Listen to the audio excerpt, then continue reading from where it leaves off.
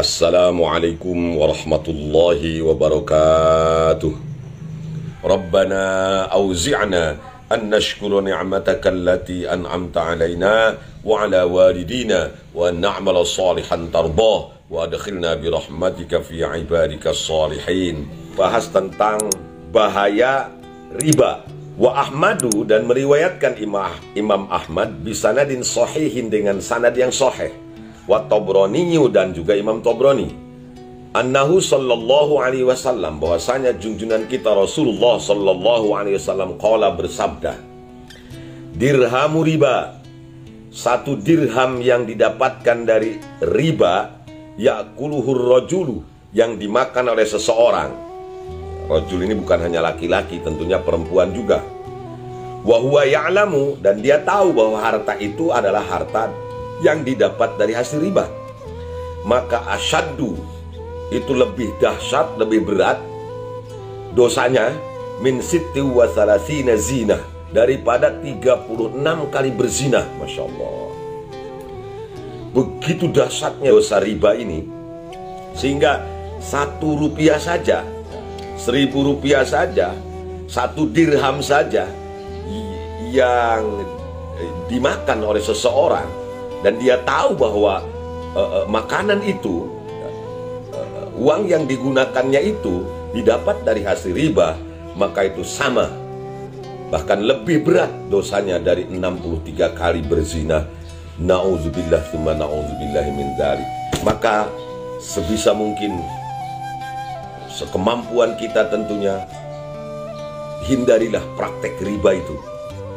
Ya, riba itu bentuknya macam-macam.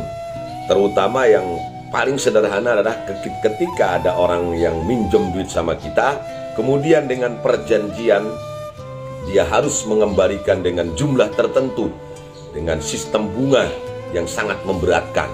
Nah, ini riba ini ternyata luar biasa, dosanya begitu besar, sama dengan 36 kali berzina katanya. Masya Allah. Bukan berarti hari itu cara nama aing rek zina weh, asal ulah riba, bukan begitu, bukan. Karena ya zina itu juga dosanya sangat besar. Bahkan Kangjeng Syekh Abdul Qadir Al-Jailani qaddasallahu sirrah sultanul aulia mengelompokkan dosa zina itu 1 strip di bawah syirik, musyrik kepada Allah, baru zina. Nah, hadis ini bukan berarti ringankan berzina, dosa zina, dan memberatkan riba, bukan. Artinya ini merupakan peringatan bagi kita agar kita sebisa mungkin menghindari praktek riba itu, ya. Wa Ibnu Abid Dunya wal Baihaqi meriwayatkan pada hadis yang berikut ini, Imam Abid Dunya dan Imam Baihaqi, khatabana Rasulullah sallallahu alaihi wasallam. Ini enggak disebutkan perawi dari para sahabatnya, langsung dituliskan Imam Baihaqinya, padahal jaraknya cukup jauh ini.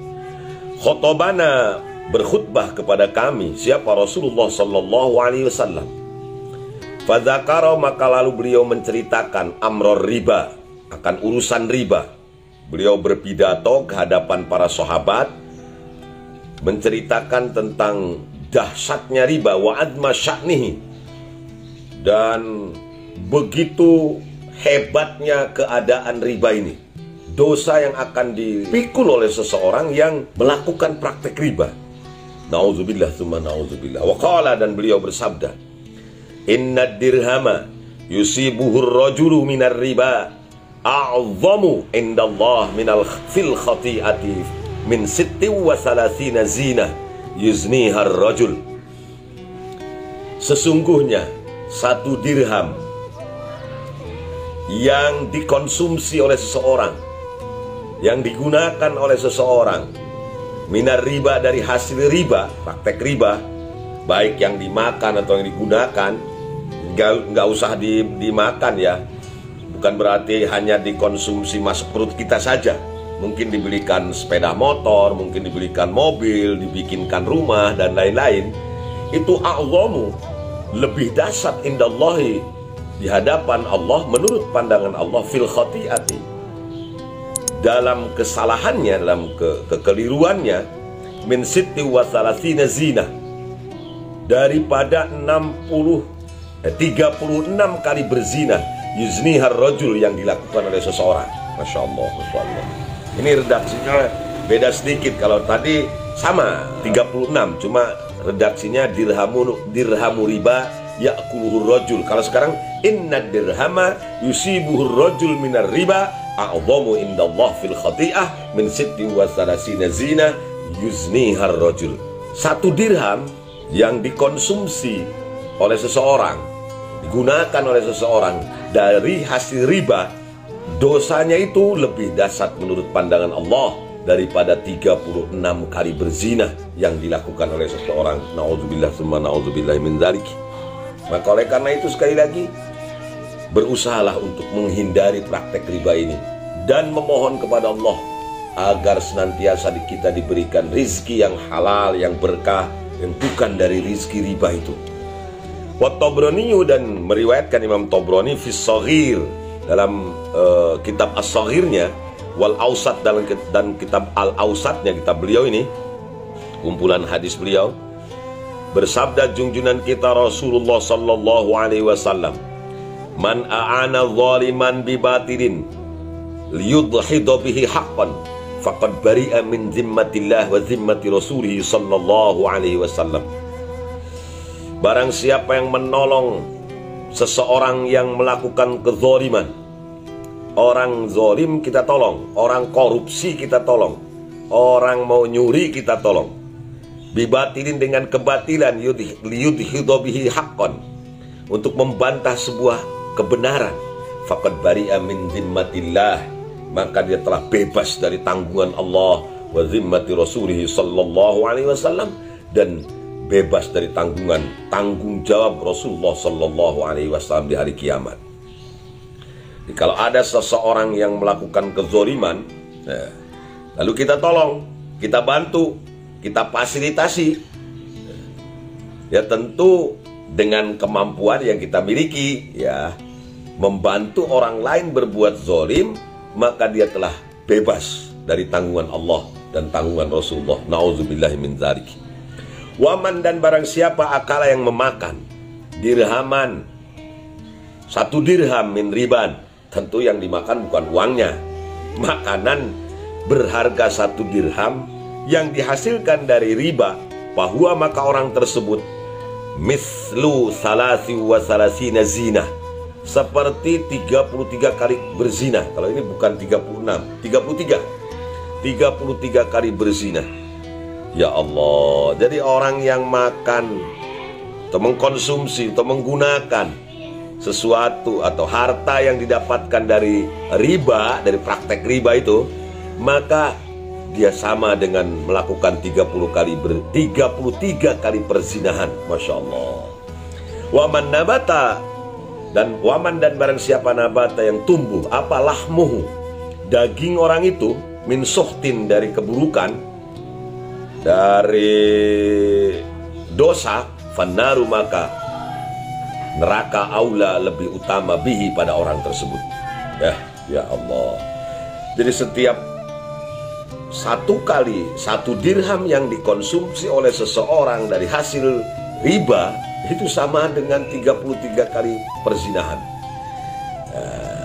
Dan makanan yang dikonsumsinya itu, atau yang digunakannya itu dari hasil riba, tentu akan tumbuh menjadi daging, menjadi tenaga, menjadi sumber energi bagi tubuhnya dia, ya.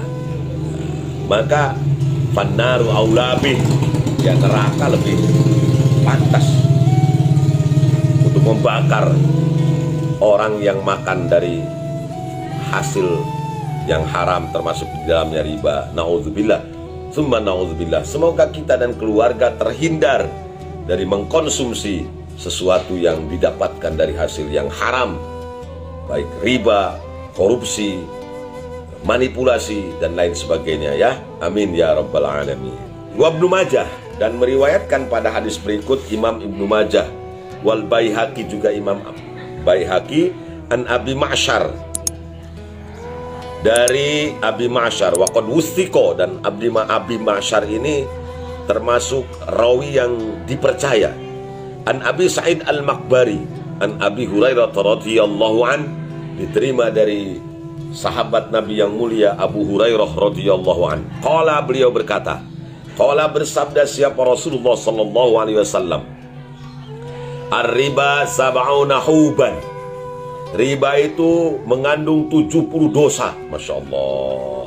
Ya ulah pokoknya ulah yang riba lah ya. Barinake kariba-riba, segala mau riba. Hindari praktek riba ini. Karena riba itu sab'una huban, 70 dosa. Aisaruha ayyan kihar rajul ummahu. Yang paling ringan dari dosa riba itu, 70 dosa yang ada pada riba itu, yang paling ringan itu sama dengan seseorang menikahi ibunya. Ya Allah, nikah sama ibu kan dosa gede itu. Nah itu satu bagian yang paling ringan dari 70 dosa yang akan dibebankan oleh Allah kepada orang yang melakukan praktek riba. Adapun praktek perbankan yang ada, yang berkembang di kita, saya pernah membahas bahwa itu tetap hukumnya menurut Bahsul Masail NU ada 3. Satu yang ada yang berpendapat haram, satu lagi yang kedua ada yang berpendapat syubhat, yang satu lagi berpendapat halal. Jadi tetap saja kiai kita ulama NU ya terutama menganggap praktek perbankan itu ya 3 itu. Kalau mau ikut yang haram monggo, dalilnya jelas. Yang ikut yang syubhat mangga, dalilnya juga jelas. Kalau ikut yang halal juga ada. Yang ikut yang halal guru saya, Al-Mukarram Sahibul Fadilah Kiai Ahmad Makki. Nah, mertuanya Gus Lilif ini, ya, Insan Asfi itu. Beliau mengatakan bahwa praktek perbankan termasuk bunga-bunganya halal. Ada yang syubhat, guru kita juga almarhum al-maghfurlah Kiai Haji Muhammad Ilyas Ruhiyat. Beliau mengatakan syubhat, artinya ketika saya nanya langsung, Pak gimana hukumnya bunga bank? Ya bunga bank pakai aja asal jangan dimakan katanya. Niat kita untuk nyimpen duit di bank hanya pengamanan, tok, bukan ngambil bunganya, bukan. Jadi kita punya duit 1 miliar daripada di rumah takut ada yang nyuri, takut dibawa tuyul, ya sudah kita amankan saja di bank. Niatnya hanya ngamanin, nah, ya niatnya hanya mengamankan. Tetapi kalau ada bunganya boleh diambil, jangan dimakan. Itu Kilyas itu. Saya masih ingat karena saya langsung nanya sama beliau, face to face ya, head to head, berhadap-hadapan dengan beliau, dengan Al-Maghfurlah Kilyas. Saya tanya, Pak gimana urusan bunga bank? Ya ambil aja, cuma pakai beli cat ya untuk ngecat rumah, untuk mager katanya. Nah, asal jangan dimakan. Nah, beliau pendapatnya seperti itu. Ada juga yang haram, mengharamkan mutlak. Guru saya juga, Sahibul Fadilah Kiai Abdullah Mukhtar Panjalu Sukabumi. Beliau sangat keras menentang praktek perbankan itu ya. Walaupun beliau sendiri berangkat ke Tanah Suci Mekah, bayarnya ya dengan bank ya. Ya itulah fleksibelnya NU. Maka NU itu lambangnya itu bola dunia yang diikat dengan tambang yang fleksibel, tidak ketat begitu, tapi fleksibel. Nah inilah enaknya jadi orang NU. Semuanya ada dalilnya, semua ada dasarnya. Kalau ingin mengetahui tentang halal, haram, dan subhatnya praktek perbankan ini, boleh baca kitabnya Aki Udin. Dulu Aki Udin ini pernah ngarang buku ya kalau nggak salah, yang bercerita tentang fikih, ya, karena Ki Udin ini jurusan syariah. Nah, itu Ki Udin lebih paham. Ya, dulu kuliahnya syariah, Fathul Mu'innya juga tamat, Ki Udin itu ya. Silakan nanya langsung tentang hal ikhwal urusan perbankan ini, halal dan haramnya kepada Ki Udin saja. Nah, ini Ki Udin juga saya pernah bertanya juga kepada Al-Maghfurlah Kilyas tentang deposito.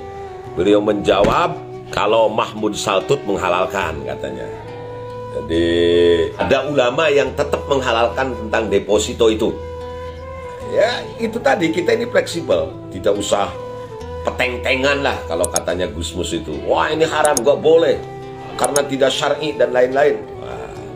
Jadi kalau saya lebih hati-hati, saya gunakan bank bukan bank konvensional, tapi saya menggunakan ya bank syariah lah ya, yaitu Bank Syariah Indonesia. Kalau dulu Bank Syariah Mandiri, Bank Syariah apa itu BRI, Bank Syariah apalagi sekarang kan di merger tuh berkat Al-Mukarram Bapak Profesor Dr. Kiai Haji Ma'ruf Amin, wakil presiden kita yang memang ahli syariah. Beliau merger bank-bank syariah ini menjadi Bank Syariah Indonesia. Ya kecuali yang milik swasta lain lagi. Ini yang BUMN milik negara itu di merger jadi Bank Syariah Indonesia. Saya termasuk nasabahnya. Wal Hakimu, dan meriwayatkan Imam Hakim wa sahhahahu, dan beliau menganggap bahwa hadis yang diriwayatkan ini hadis sahih. An Ibnu Abbas radhiyallahu anhuma, diterima dari Imam Ibnu Abbas radhiyallahu anhuma, seorang sahabat Nabi yang cerdas, yang memiliki IQ tinggi, sehingga beliau adalah penafsir Al-Quran dan juga penghafal ribuan hadis Rasulullah Sallallahu Alaihi Wasallam. Bersabda Kangjeng Nabi, katanya Imam Ibnu Abbas, naha Rasulullah antushtara samratu hatta ta'zuma. Rasulullah Sallallahu Alaihi Wasallam melarang untuk membeli buah sampai buah itu besar. Jadi buah itu dilarang untuk dijual dalam keadaan kecil, masih kecil. Buah pentil keneh geus dijual, itu termasuk praktek riba itu. Jadi kalau kita punya buah apa saja, mangga kayak atau pohon lain atau tanaman lain yang berbuah, termasuk padi, ya kalau belum jadi biji itu tidak boleh, ya tidak boleh dijual. Jadi kalau belum besar, nah ini ada sistem tebas itu, silakan ditebas kalau memang sudah muncul ranggeyannya, kalau orang Sunda bilang ranggeyan itu. Jadi bijinya itu sudah kelihatan benar, asal tentunya ya antarodin, ridho antara si penjual dan pembeli. Jadi kalau masih kecil-kecil, apalagi kalau padi masih baru muncul, baru kereneh kalau orang Kerawang bilang, sudah dijual, nah itu nggak boleh, itu termasuk praktek riba. Kalau kita punya pohon mangga, kebetulan ini di depan asrama Putri ada pohon mangga depan rumah saya, ya, baru hanya sebesar biji-biji kelereng sudah dijual. Nah itu nggak boleh itu termasuk praktek riba. Waqala, dan bersabda junjungan kita pada hadis yang lain yang juga diriwayatkan oleh Imam Hakim, idza zahara zina war riba fi qaryatin faqad ahallu bi anfusihim azaballah, naudzubillah tsumma naudzubillahi min dzalik. Idza zahara, ketika telah nampak apa zina, perzinahan dalam berbagai bentuknya, wariba dan riba, dan berbagai turunannya, fi qaryatin, pada sebuah kampung, sebuah daerah, sebuah wilayah, sebuah negara, faqad ahallu, maka mereka sungguh telah menempatkan bi anfusihim, kepada diri mereka sendiri, azaballah, akan siksanya Allah Subhanahu wa taala.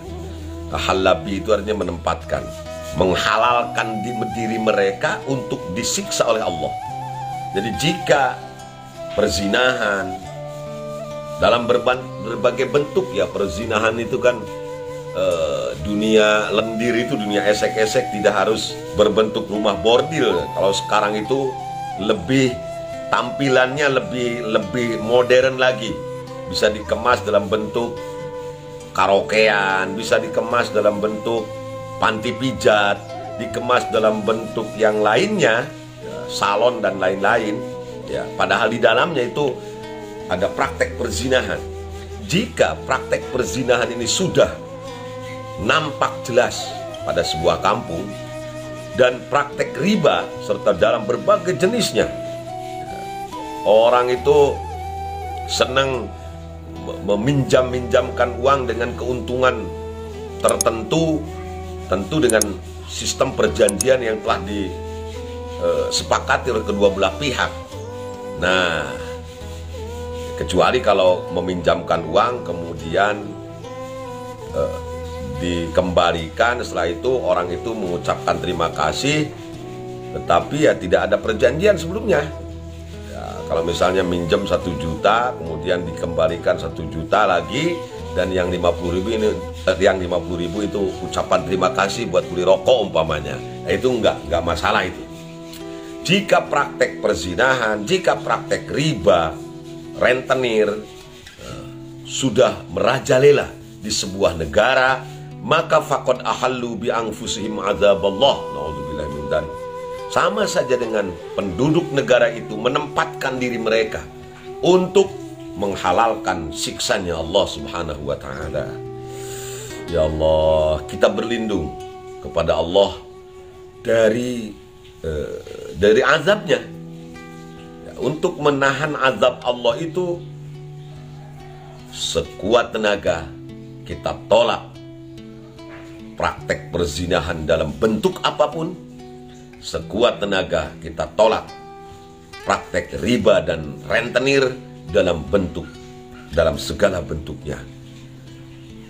Kalau kita bisa menjaga diri untuk tidak melakukan zina, kita bisa menjaga diri untuk tidak terjun kepada praktek riba, maka artinya kita sudah membentengi diri kita dari azabnya Allah Subhanahu wa taala. Ini mafhum dari hadis yang diriwayatkan oleh Imam Hakim ini. Ya, maka jaga diri kita, keluarga kita, anak-anak kita dari praktek perzinahan. Jaga bisnis kita, usaha kita dari praktek pinjam meminjamkan dengan keuntungan tertentu, yaitu praktek riba, karena itu akan mendatangkan azab Allah baik secara individu maupun secara kelompok bersama-sama. Ya, naudzubillahi min dzalik. Wa Abu Ya'la, dan meriwayatkan juga Imam Abu Ya'la bi isnadin jayyidin, dengan sanad yang baik. Ibnu Mas'ud radhiyallahu an, diterima dari Ibnu Mas'ud. Nah ini, kalau tadi Ibnu Abbas, kalau ini Ibnu Mas'ud. Jadi ada 3 Abdullah yang merupakan sahabat Nabi yang mulia. Semuanya berawalan Abdullah. Abdullah bin Mas'ud, Abdullah bin Abbas, Abdullah bin Umar. 3-tiganya ini ahli dalam Quran, kemudian pinter, cerdas, cerdik, dan soleh semua. Abdullah bin Abbas, Abdullah bin Mas'ud, dan Abdullah bin Umar. Abdullah bin Mas'ud radhiyallahu an, beliau berkata, annahu, bahasanya Ibnu Mas'ud, zakaro, menceritakan Ibnu Mas'ud hadisan, sebuah hadis, anin Nabi sallallahu alaihi wasallam, diterima dari junjungan kita Rasulullah sallallahu alaihi wasallam. Qala, bersabda Kangjeng Nabi, fihi, dalam hal yang tadi itu, dalam hal perzinahan dan riba mendatangkan siksanya Allah.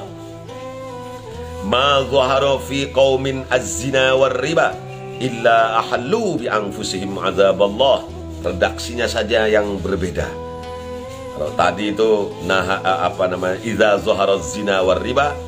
Nah, kalau sekarang ini bentuknya istisnaiyah, yang berarti maknanya litahsir, ya. Wadatul hasri illa innama atfun wa taqdimun kama taqaddama. Jadi kalau ada pengecualian didahului dengan kalimat negatif, kalau kalimat nafi, maka itu maknanya itu menghanyakan, meringkaskan.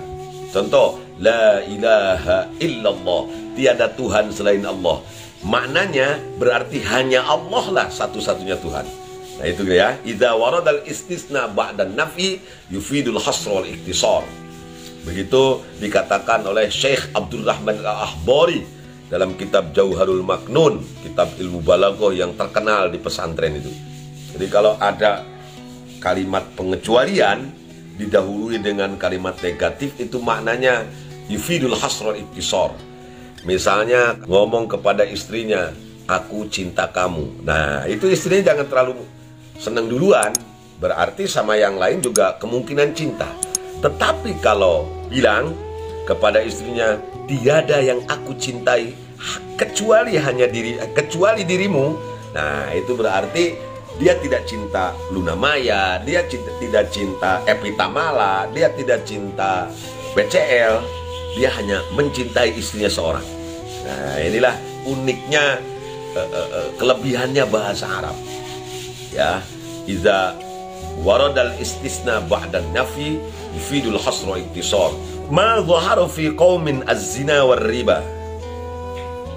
Tidaklah nampak pada sebuah kaum perzinahan dan riba illa ahallu bi anfusihim azab Allah, kecuali kaum itu telah menghalalkan, telah menempatkan diri mereka untuk mendapatkan azab Allah. Nauzubillahi min dzalik. Jadi berbeda sedikit redaksinya dengan redaksi yang diriwayatkan oleh Imam Hakim tadi.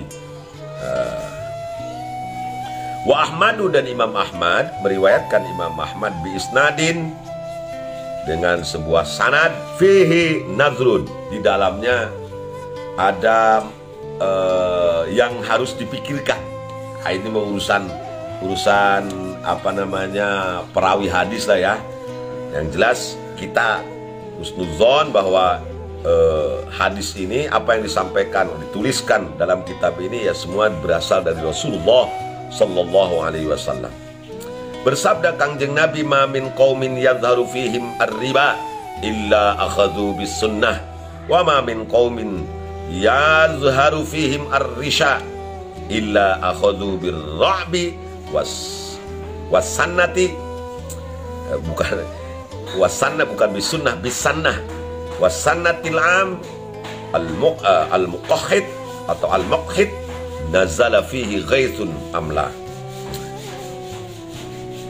Tidaklah sekelompok orang, sebuah kaum penduduk, sebuah negeri, sebuah kampung, yadharu fihim ar-riba, telah nampak jelas praktek riba, rentenir bejibun di mana-mana. Biasanya di daerah-daerah pesisir pantai itu banyak sekali rentenir. Jadi si nelayan ini kalau berangkat, yang saya tahu ya, banyak saudara-saudara saya, teman-teman saya di daerah pantai utara Kerawang ini, dari mulai Cilamaya sampai Pakis Jaya sana, itu mereka bercerita kalau nelayan itu sebelum berangkat ya, dia tinggalkan itu anak istrinya, makanan dan keperluan yang lain di rumahnya, karena berbulan-bulan di sana. Makanan sudah habis, perbekalan sudah habis, akhirnya istrinya minjem. Dan minjemnya ini kepada rentenir. Nah, untuk berangkat ke sana juga si nelayan tadi minjem. Karena ongkos untuk melaut itu lumayan besar ya, ongkosnya lumayan tinggi itu. Kosnya itu. Nah, harus beli solar, peralatan ini, peralatan itu. Mereka minjemnya sama rentenir. Ketika pulang dari sana, si istri yang ditinggalkan juga pinjam sama rentenir, dia si nelayan juga pinjam sama rentenir. Akhirnya begitu pulang itu ya dia bayar utangnya itu ya dengan cara tentu perjanjian kelebihan dari rentenir itu. Nah, ya sudah, baru 2-3 minggu habis lagi. Nah, sebelum berangkat lagi ngelaut, si nelayan ini minjem lagi sama rentenir. Nah, ini bahaya ini kalau ada pada sebuah kampung yang penduduknya sudah jelas sekali menampakkan praktek rentenirisasi ini ya, praktek riba ini, maka illa akhadhu bis sannah. Sannah itu artinya paceklik. Orang atau penduduk satu kampung jika mempraktekkan riba, itu berarti mereka sudah menyiapkan diri untuk paceklik. Masya Allah. Artinya tidak punya rezeki, tidak punya hasil panen yang berkah, gak ada itu. Hasil panennya ya paceklik terus, tidak menghasilkan apa-apa. Artinya itu sebagian dari azab Allah yang diberikan pada sebuah penduduk, pada penduduk di sebuah kampung, jika pada kampung itu penduduknya sudah mempraktekkan, menjalankan praktek riba dalam kehidupan berbisnisnya. Nah ini selanjutnya ini, penting ini nih. Wa ma min qaumin yadharu fihim ar-risya. Tidaklah sebuah kaum telah nampak fihim dalam mereka, dalam diri mereka, risya itu praktek sogok menyogok, riswah gitu ya. Kalau tidak nyogok tidak kerja, kalau tidak ngasih duit ya tidak lancar urusan. Kan sekarang sudah bejibu nih sekarang. Prakteknya itu ya Allah luar biasa kita ini. Katanya sudah biasa ya kalau mau minta izin, misalnya izin usaha, Anda orang PNS mau naik pangkat misalnya jadi kepala sekolah, kalau tidak mengeluarkan sejumlah uang maka SK kepala sekolah ini tidak diterima oleh Bamuk. Ya akhirnya kata Bamuk, ya sekarang gimana lagi Kang Uyan, kalau saya nggak ngasih duit sama atasan saya, ya saya nggak diangkat-angkat jadi kepala sekolah, jadi guru biasa saja. Nah jika praktek ini sudah merajalela di semua lini, semua bidang, Masya Allah, dan kita rasakan betul jika pada sebuah kampung, sebuah daerah, kabupaten, provinsi, sebuah negara tidak akan lancar satu urusan tanpa duit. Nah, jadi diselesaikan dengan di bawah meja, bukan di atas meja. Nah, itu praktek riswah sudah merajalela, jangankan di negeri, swasta saja. Orang-orang itu, anak-anak remaja kita yang keluaran dari SMK, dari SMA, pengen kerja, keluar kuliah pengen kerja, kalau nggak pakai duit nggak kerja. Susah cari kerja zaman sekarang ini, kecuali pakai ini, licin. Dalam semua bentuknya, ini praktek riswah ini, praktek sogok menjogok ini, sudah sangat kelihatan sekali, sangat jelas sekali. Pokoknya kalau urusan dengan duit semuanya lancar, everything is running away. Kalau nggak ada duit ya susah. Urusannya jadi ribet semua. Semua proyek terhalang, izin juga tidak dikeluarkan. Kalau ada di bawah meja amplop baru semua lancar, tanda tangan pun lancar.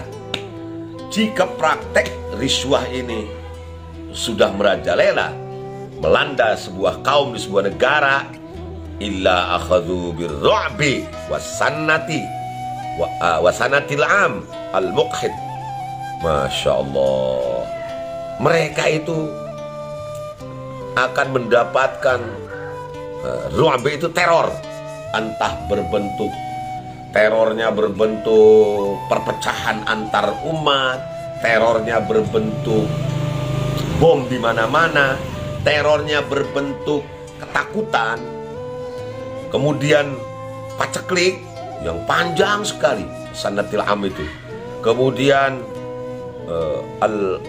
al-amil muqhid itu kemarau yang panjang juga, tidak ada hujan beberapa bulan sehingga untuk nanam padi juga susah, untuk nanam jagung juga susah. Sehingga berdampak kepada kehidupan ekonomi yang lainnya.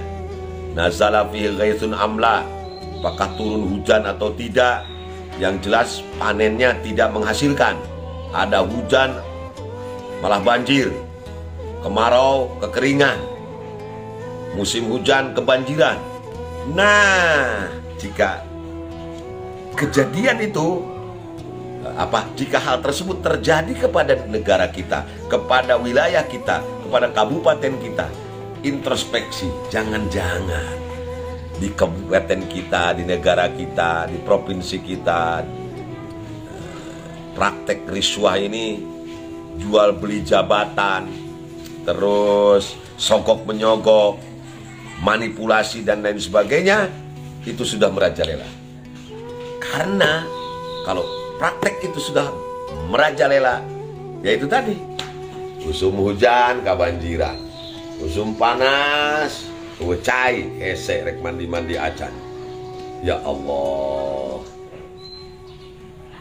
apakah kejadian ini atau hal tersebut sudah terjadi di negara kita, silakan diterjemahkan oleh sendiri. Ya Allah, Masya Allah. Kalau tidak diselesaikan di bawah meja, semua tidak lancar. Tapi kalau ada amplop di bawah meja itu, everything is running away. Semua yang berjalan lancar. Nah, jika di sebuah kampung, sebuah kabupaten, sebuah provinsi, sebuah negara praktek seperti itu merajalela, maka jangan salahkan Allah. Gitu bahasa kasarnya. Kalau Allah menurunkan teror, ketakutan bagi para penduduknya dengan diberikan paceklik yang panjang sekali, itu mah mau musim kemarau, mau musim hujan, ya mau musim hujan ya tadi itu kebanjiran, sehingga padi tidak menghasilkan sawah tidak menghasilkan padi yang bagus. Palawija juga gagal panen karena kehujanan. Begitu kemarau panjang yang nggak ada air, nggak bisa, nggak jadi itu si tanah itu ditanamin apa saja. Hujan kebanjiran, musim kemarau kepanasan. Itu tanda-tandanya salah satu azab Allah, peringatan Allah bagi mereka para penduduk di sebuah negara yang mempraktekkan riswah merajalela, sogok menyogok terjadi di semua bidang. Saya kira jawabannya bisa Anda simpulkan sendiri. Apakah negara kita sudah termasuk pada kategori yang disampaikan oleh Rasulullah ini atau belum? Silakan terjemahkan sendiri. Wa Ahmadu, dan Imam Ahmad fi hadisin tawilin, dalam hadis yang panjang sekali. Wa Ibnu Majah, juga Ibnu Majah muhtasiron secara singkat. Wal Asbahani, dan juga Imam Al-Asbahani. Qala, bersabda Rasulullah sallallahu alaihi wasallam, Ra'aitu, saya melihat, lailata usriyabi, pada malam aku diisrokan. Ya tentu dimi'rajkan juga ya. Jadi kalau bahasa lailata usriyabi atau subhanalladzi asra bi abdihi, berarti bukan hanya isra, itu sekaligus mi'rajnya gitu. Misalnya kita ngomong saya berangkat ke tanah suci, ya berarti sama, pulangnya juga sama. Kita harus mampu berangkat ke tanah suci, bukan berangkat ke tanah suci tidak pulang lagi, ya pasti pulangnya juga gitu. Ini juga sama. Aku melihat pada malam aku diisrokan, dimi'rajkan oleh Allah. Lamman tahaina ila sama'is sabi'ah, ketika aku sampai ke langit ketujuh sana, di sana itu di atas, fanazartu, aku lihat pemandangan yang begitu luas. Faizan, tiba-tiba, ana bira'din wa burukin, ada petir dan kilat yang menyambar-nyambar, geledek dordar lah, terjadi di atas sana di langit ketujuh itu ketika Kangjeng Nabi Isra Mi'raj. Wa qawasipa, dan juga ada badai, ada topan yang ya angin puting beliung. Qala, berkata Kangjeng Nabi, bersabda Kangjeng Nabi, fa'ata itu, lalu aku mendatangi ala qaumin, kepada sebuah kelompok orang atau kaum, butunuhum, yang anehnya perut mereka, perut orang-orang itu kalbuyut, gede banget seperti rumah. Ya orangnya kecil tapi perutnya seperti rumah. Fihal hayat, di dalam perutnya itu terdapat ular.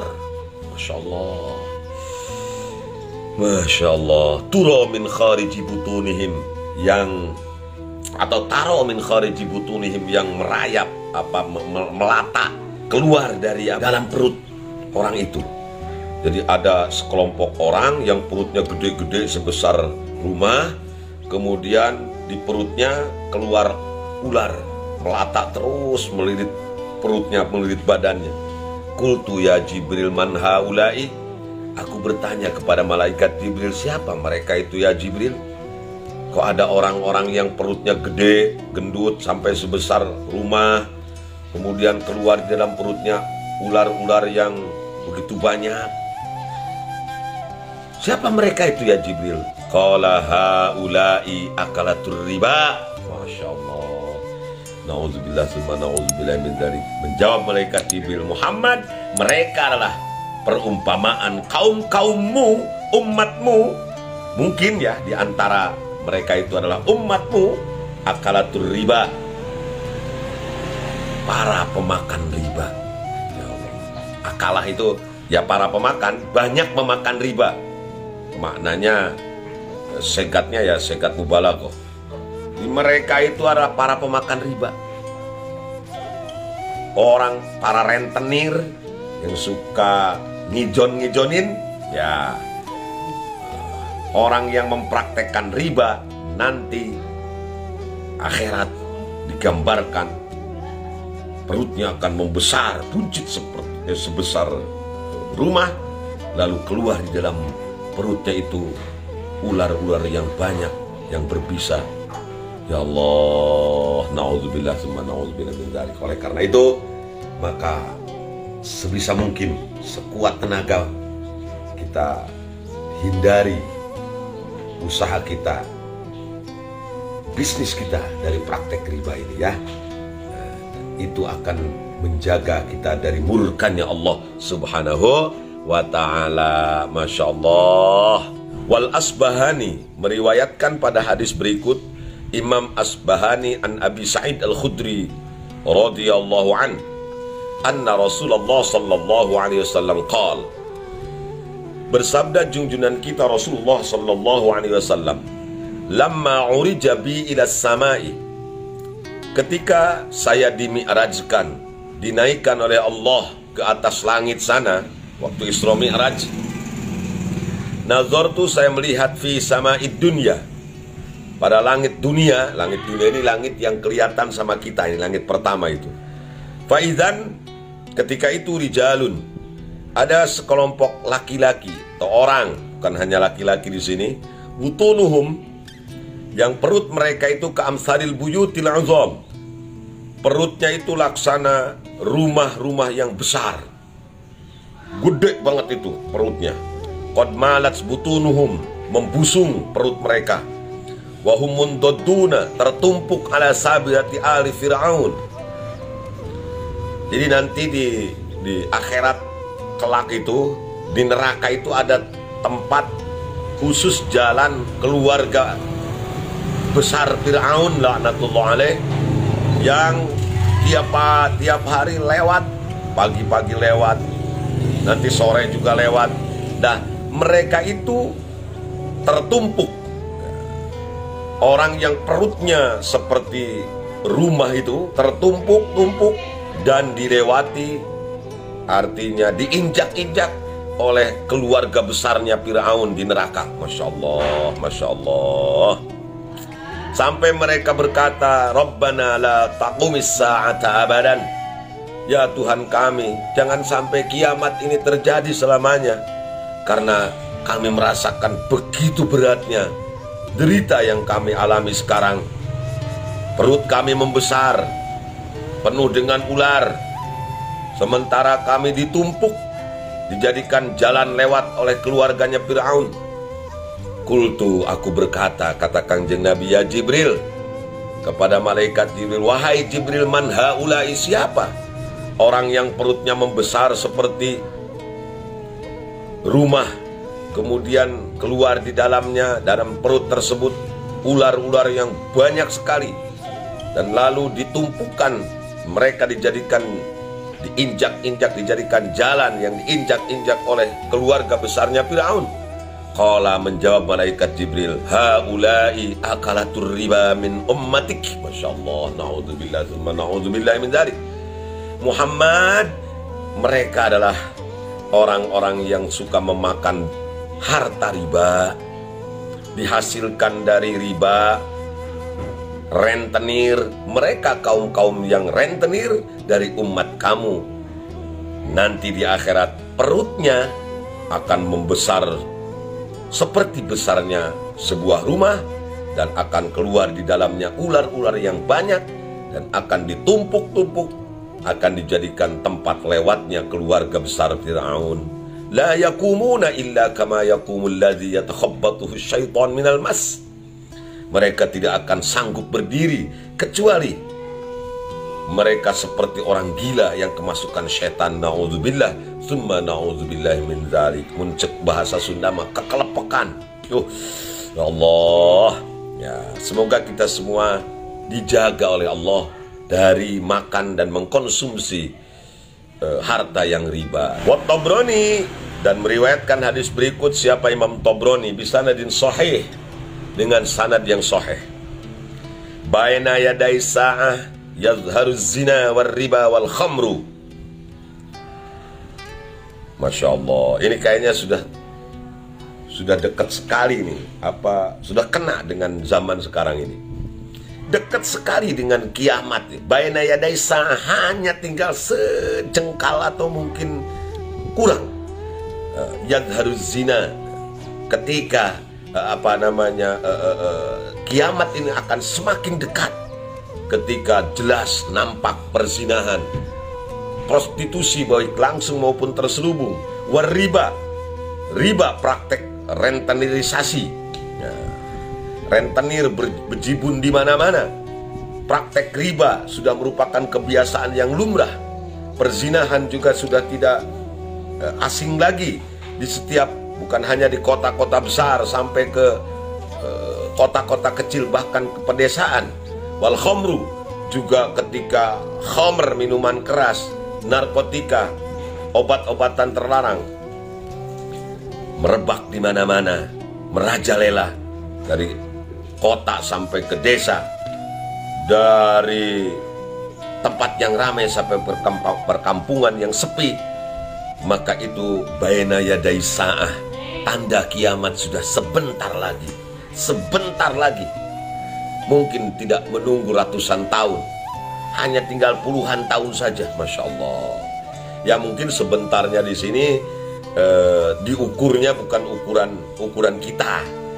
Ukurannya tentunya tahunnya mungkin tahun akhirat atau tahun apa. Yang jelas kiamat itu sudah semakin dekat ketika nampak merajalelanya perzinahan, nampak merajalelanya praktek riba, rentenir berjibun di mana-mana, dan yang terakhir nampak dan jelas peredaran atau penyalahgunaan obat-obat terlarang dan narkotika. Ya, walaupun demikian kita tidak boleh pesimis, harus tetap optimis. Kita ciptakan generasi yang anti zina. Kita ciptakan generasi-generasi penerus kita yang anti riba. Kita ciptakan generasi-generasi penerus kita yang bebas dari narkotika. Dengan cara apa? Mendidik mereka dengan pendidikan agama yang benar di pondok-pondok pesantren. Kita ajari mereka dengan pendidikan moral, pendidikan agama yang mumpuni, sehingga bukan hanya teorinya saja, tetapi secara praktek mereka menjadi orang-orang yang dekat dengan Allah, takut akan siksanya Allah, takut melakukan dosa yang akan mendatangkan murkanya Allah Ta'ala.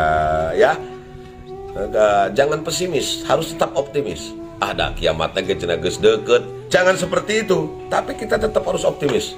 Didik, ajari anak-anak kita di pondok-pondok pesantren supaya mereka menjadi generasi yang anti zina, menjadi generasi yang anti riba, menjadi generasi yang anti khamr dan narkotika. Ya, ikhtiarnya tetap harus maksimal melalui pondok pesantren itu. Selanjutnya, wa Tabrani bisanadin la ba'sa bihi anil Qasim bin Abdillah al-Warraq qala. Qasim bin Abdullah al-Warraq ini seorang tabi'in. Beliau berkata, "Ra'aitu, saya melihat Abdullah bin Abi Aufa." Abdullah bin Abi Aufa ini seorang sahabat Nabi yang ikut pada Bai'atul Rasul di perjanjian Hudaybiyah radhiyallahu an, fi suqis Sayarifah, dalam sebuah pasar uang, ya, jual beli uang. Ya, semacam bank kalau sekarang, tapi banknya ya bank yang zaman dulu, zaman jahiliyah. Faqala ya ma'syara Suyarifah, wahai, faqala maka berkata Abdullah bin Aufah, wahai para pelaku bisnis keuangan, absyiru. Qalu basyarakallah bil jannah. Beliau berkata kepada para pedagang-pedagang uang itu yang minjemin duit 1 juta dibayar nanti perjanjian 1.100.000 atau bahkan lebih, ad'afa mudha'afah. Bagaimana pendapat kalian tentang saya? Oh, basyarakallah bil jannah. Semoga Allah membahagiakan engkau bil jannah dengan surga, karena engkau sahabat Nabi yang mulia. Kemudian mereka bertanya balik bertanya kepada Abdullah bin Abi Aufa ini, bima tubasyiruna ya Aba Muhammad. Nama kunyah dari Abdullah bin Abi Aufa itu Abu Muhammad. Lalu dengan apa engkau memberikan kabar gembira kepada kami, wahai Abu Muhammad? Qala, menjawab Abdullah bin Abi Aufa kepada para pelaku bisnis rentenir ini, qala Rasulullah sallallahu alaihi wasallam lis-Suyarifah, absyiru bin nar. Kata Abdullah bin Abi Aufa, bersabda Rasulullah, berkata Rasulullah, dawuh Rasulullah kepada kalian semua para pelaku bisnis haram ini, absyiru bin nar, bergembiralah kalian semua dengan nerakanya Allah. Nauzubillah summa nauzubillah min dzalik. Kok gembira dengan neraka? Wa Tabrani, dan meriwayatkan lagi Imam Tabrani radhiyallahu an rahimahullahu taala, iyyaka wadzunuba allati la tughfar. Hendaklah engkau jauhi dosa yang tidak pernah akan diampuni. Masya Allah, dosa yang tidak terampuni. Apa itu? Apakah syirik kepada Allah ataukah yang lain-lainnya? Ini istimewa. Dosa yang tidak diampuni itu, yang tak terampuni adalah al-ghulul. Maaf ini para pejabat ya, korupsi, manipulasi, kemudian jual beli jabatan. Faman ghalla syai'an atabihi yaumal qiyamah wa akala riba. Atabihi yaumal qiyamah wa akala riba. Wa akala riba faman akala wa akala riba faman akala riba bu'itsa yaumal qiyamah majnunan yatakhabbatu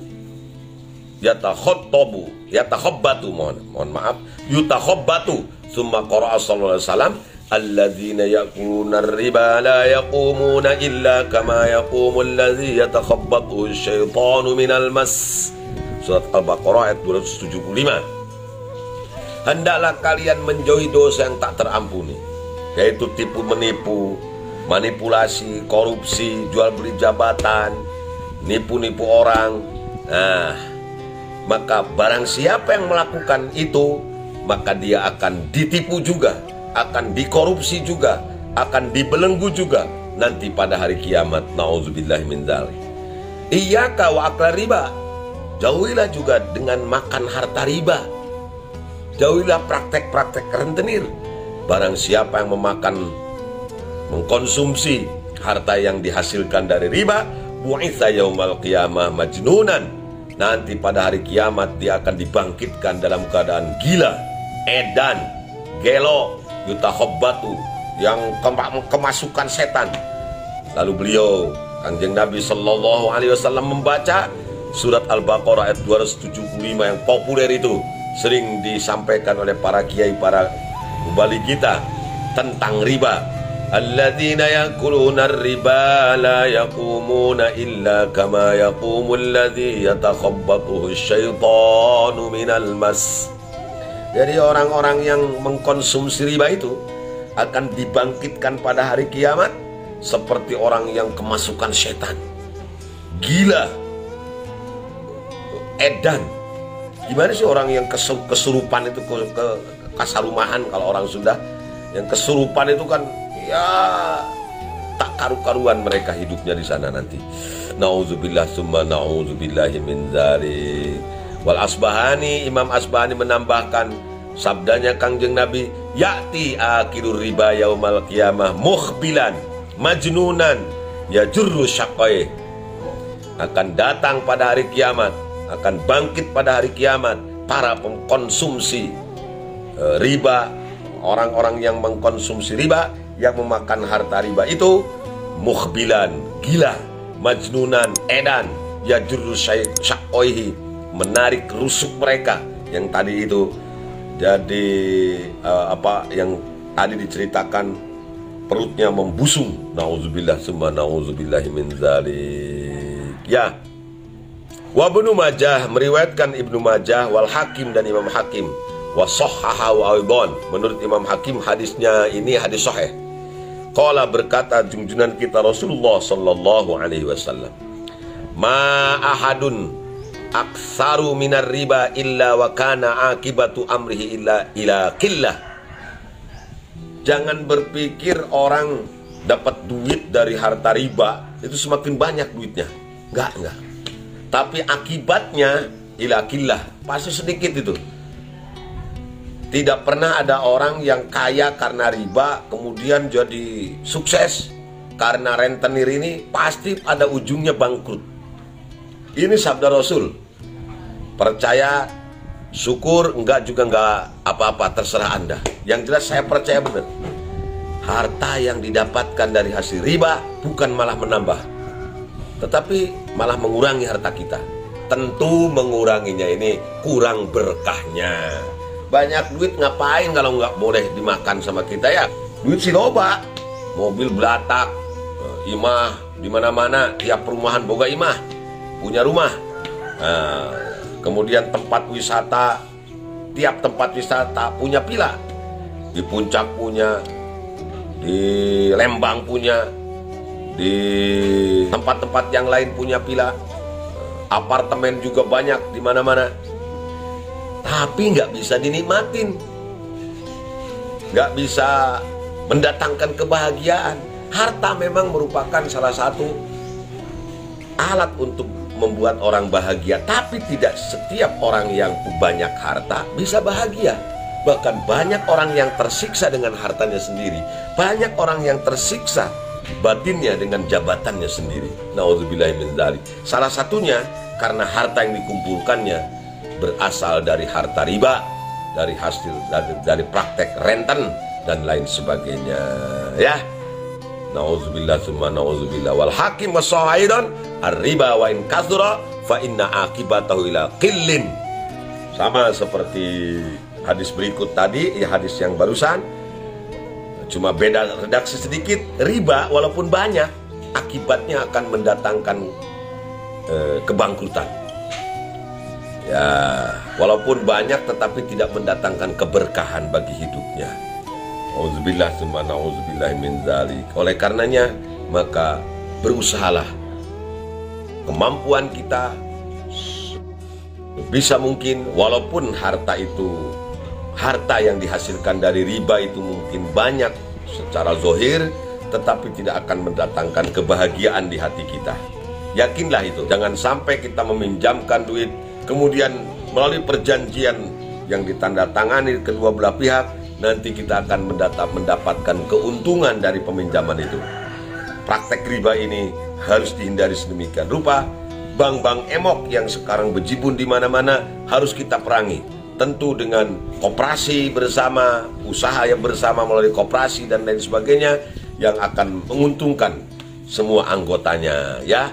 Tentu dengan usaha-usaha yang lain yang halal, yang secara syar'i tidak bertentangan dengan perintah Allah dan Rasulnya.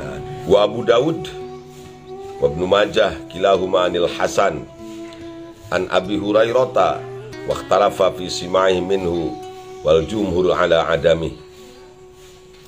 Qala, bersabda junjungan kita Rasulullah sallallahu alaihi wasallam, la ya'tiyanna 'alan nasi zamanun la yabqa minhum ahadun illa akala riba faman lam yakulhu asabahu min ghubarihi. La ya'tiyanna 'alan nasi zamanun, akan datang sebuah zaman kepada manusia, la yabqa minhum ahadun, tidak tersisa satupun di antara mereka, masing-masing di antara mereka, illa akala riba, kecuali mereka memakan harta riba. Kalaupun tidak langsung mengkonsumsi riba, faman lam yakulhu asabahu min ghubari. Mereka juga terkena dampak dari riba itu. Ghubar itu artinya kebul. Jadi hasub nama. Asapnya tetap masih merasakan dari riba itu. Karena sulit untuk menghindar dari praktek riba di tengah-tengah masyarakat modern. Nanti katanya, layatiyanna 'alan nasi zamanun. Mungkin ramalan Kangjeng Nabi ini sudah terbukti pada hari ini, sudah terbukti pada zaman ini. Akan tetapi kendati demikian, kita tidak boleh pesimis. Sekarang mah tidak ada praktek bisnis yang tanpa riba, semuanya ada ribanya saja, sudah kita ikutan saja sekalian. Gak boleh. Tapi kita berusaha untuk menghindar sebisa mungkin agar kita tidak terjerumus ke dalam praktek riba itu. Wa Abdullah bin Ahmad fi Zawaidil Musnad, diterima dari Abdullah bin Ahmad dalam kitab Zawaidil Musnad. Qala, bersabda junjungan kita Rasulullah sallallahu alaihi wasallam, walladzi nafsi biyadihi la yabitanna unasun min ummati ala asharin wa batarin wa lahwin wa la'bin fayusbihu khiradatan wa khanazira bistihlalihimul maharim. Demi jiwaku yang ada di dalam kekuasaannya, la yabitanna unasun min ummati, demi Allah yang jiwaku ada di atas atau di dalam kekuasaannya, la yabitanna unasun min ummati, akan bata yabitu itu artinya nginep. Tempat nginep namanya mabit. Makanya kalau jemaah haji itu suka ada salah satu rangkaian ibadah haji adalah mabit di Muzdalifah, mabit di Mina.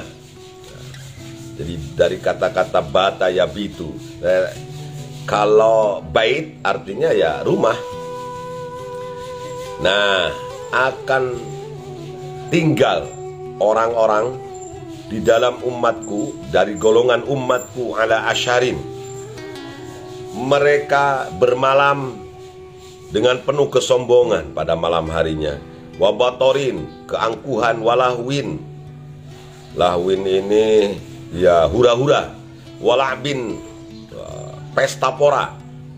Pada malam harinya mereka penuh kesombongan, penuh keangkuhan. Payusbihu kirodatan wa khonaziro.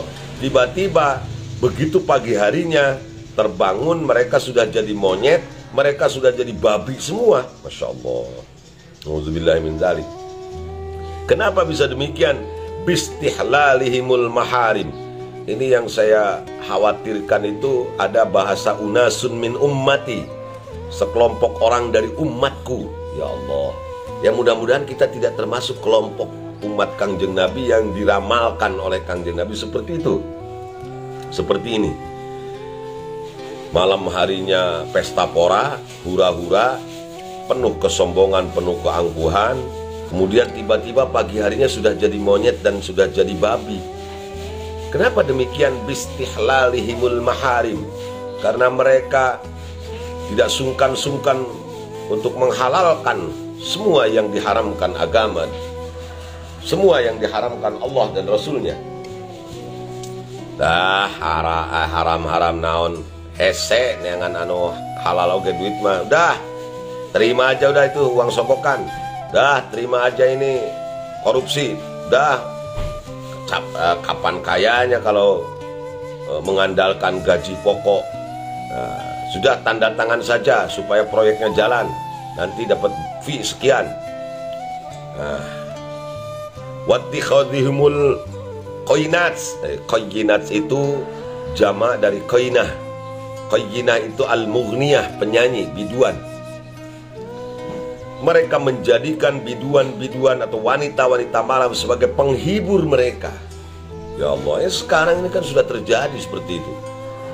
Tempat hiburan bukan hanya di kota-kota besar, di kota-kota kecil seperti Kerawang, Cikampek saja sekarang sudah banyak tempat-tempat hiburan yang entah itu namanya karaoke, entah itu namanya panti pijat, entah itu namanya diskotik dan lain-lain. Wasyurbihimul khomro, dan mereka senang mengkonsumsi minuman keras. Ini kan di tempat-tempat hiburan itu ya minuman yang disediakan ya bir itu, khomer itu. Lebih parahnya lagi ya obat-obatan terlarang, narkotika dan lain sebagainya. Wabi aklihimur riba, mereka juga tidak sungkan-sungkan untuk mengkonsumsi harta riba. Walabasihimul harir, mereka memakai pakaian atau sutra laki-lakinya ya, menggunakan sutra sebagai pakaian mereka. Jadi inti dari hadis ini adalah Kangjeng Nabi bersumpah bahwa ada sekelompok orang dari umatnya beliau yang hidupnya senang mewah, senang hura-hura, senang pesta, dengan penuh keangkuhan, dengan penuh kesombongan. Tiba-tiba pagi harinya mereka menjadi monyet dan babi. Ini mereka menjadi monyet dan babi itu jangan diartikan secara fisik. Tiba-tiba fisik mereka berubah bentuk jadi monyet, berubah bentuk jadi babi, enggak. Tapi ya kalau fisiknya mungkin masih cantik, masih ganteng, masih manusia, tetapi karakternya karakter monyet, karakternya karakter babi. Bagaimana monyet karakternya? Monyet itu serakah, di mulutnya masih penuh makanan, di kaki depannya, kita katakan di tangannya saja, di tangan kanannya ini ada makanan, tangan kirinya juga penuh dengan makanan yang ada di hadapannya dia rebut juga pakai kakinya. Itulah monyet ya, seperti itu, serakah, tamak.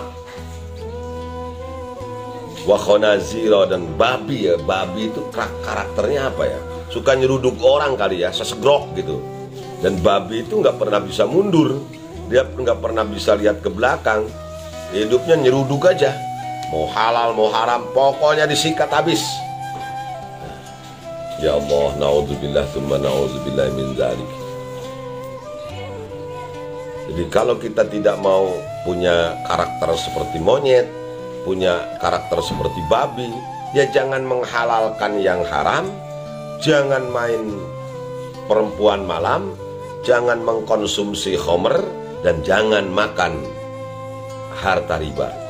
Selamat kita tidak akan memiliki karakter seperti monyet dan babi itu. Wa Ahmad muhtasiran wal Baihaqi walabzulahu yabitu qaumun min hadhil ummati ala ta'min wa syurbin wa lahwin wa la'bin fayusbihuna qad musihu qiradatan wa khanazira wa la yusibannahum khasafun wa khadhabun hatta yusbihan nas fayaquluna ya bani fulanun wa khasafal lailah bidari fulanin. Sebetulnya intinya sama, tapi redaksinya saja yang berbeda. Bahwa di antara umatnya Kangjeng Nabi ada sekelompok orang yang senang hidup hura-hura, senang hidup pesta pora, senang main nia malam. Kemudian mereka tiba-tiba menjadi monyet dan babi pagi harinya. Karena apa? Yaitu tadi, mengkonsumsi riba. Nah, kalau di sini ada tambahannya sedikit. Bisyurbihimul khamra, mereka suka mengkonsumsi khamr, bir, arak, minuman keras, narkotika.